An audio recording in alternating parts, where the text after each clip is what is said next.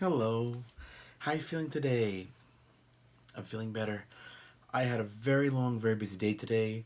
It was very taxing, but I feel good about what I did.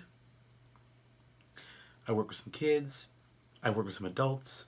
I worked with a TV crew. If you live here in the Osaka area, you might see me on TV next Monday afternoon on Asahi Television. Their program called Cast. You might see me dancing. Oh, boy, did I dance a lot in 20 minutes. But today, it's time to talk about an earthquake. Yes, you see, today is the anniversary of the northern Osaka earthquake that hit exactly 1 year ago in the morning.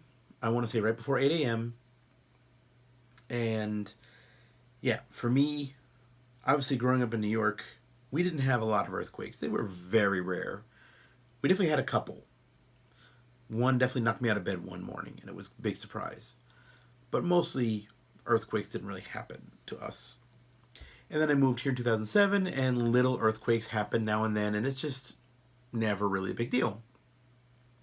But 1 year ago today, that was the strongest earthquake I had ever felt. And what's significant is it also happened when I was not at home or at work. I was actually in a train station. I was in a train station waiting for the train to take me to work. And boy, am I lucky that it happened before I got on the train, because Mako was not so lucky. Back then, she went to work before I did, pretty regularly. So when the earthquake hit just before 8, I was waiting for a train. Her train, she was already on the train, already on her way.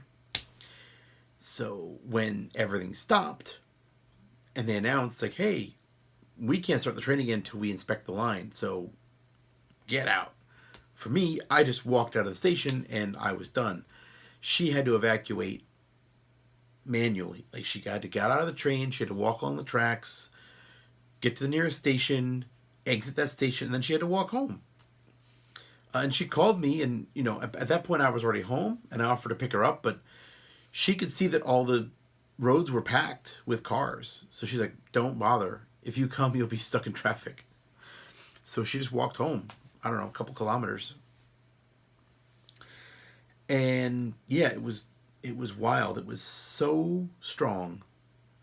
I didn't fall down, thankfully. I was in a station. There was plenty of things for me to grab onto, and everyone around me also just, they either hunkered down or they held onto a wall or whatever. Luckily, nothing around us broke or fell over. I didn't see any people fall down either. When I got home, most of the stuff in the house was okay. I mean, some loose things fell down. Definitely in this room, a lot of books fell down. Some of the mess in this room probably got a little worse because things fell down from the shelf. But there really was no crisis. But of course, that's for me. I was fortunate. Some people died because things fell on them. I know at work was really bad because our building was part of a mall. The mall was damaged. Our building was pretty severely damaged. And it took weeks to repair it all. Which means we had to cancel bookings. We had to reschedule things. A lot of people didn't get paid for a long time. And the choice was take a vacation or like work extra days later. And some people like spent months working extra days to make up for the earthquake, which is just kind of cruel. I mean, I kind of get what the company was going for, because if you're closed for 2 weeks and you can't have any customers, that's like a nightmare. But it's also like the people working there, we didn't shake the earth. So pretty yikes tell us that we just can't pay you, you know? So that was really a terrible time. And of course, the monorail. We took the monorail to go to work. Unlike a regular train line, the monorail is up in the goddamn air. So to inspect that monorail took a full week. The monorail just didn't run for a week. And everyone who had, like me, I had a commuter pass because I rode the monorail every day. They just gave me a refund. It was a very long process, but they just like, we did. If you have a train pass, we weren't running for a week. We owe you a week's worth of fares. And I'm like, yes, you can return that money to me. Thank you very much. And they did. But that's what I was thinking about all day today. That was the big earthquake. That was the last big earthquake I felt. There were some aftershocks, of course. My life has not been quake free for a year, but that was like the biggest quake I ever felt, and it was the last like serious quake I've felt.